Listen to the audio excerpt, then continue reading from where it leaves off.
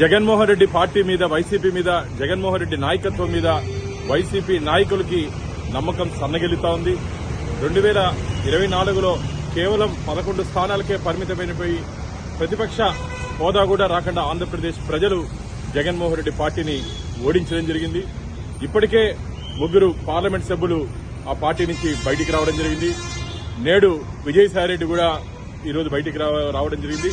అయోధ్య రామిరెడ్డి గారితో పాటు ఇంకా చాలా మంది బయటకు వస్తారని చెప్పి వార్తలు వస్తున్నాయి. రాబో రోజుల్లో ఖచ్చితంగా వైసీపీ ఖాళీ అవ్వడం ఖాయం. నాయకుడంటే ప్రజలకి అందుబాటులో ఉండాలి, ఆ పార్టీ నాయకుడికి అందుబాటులో ఉండాలి.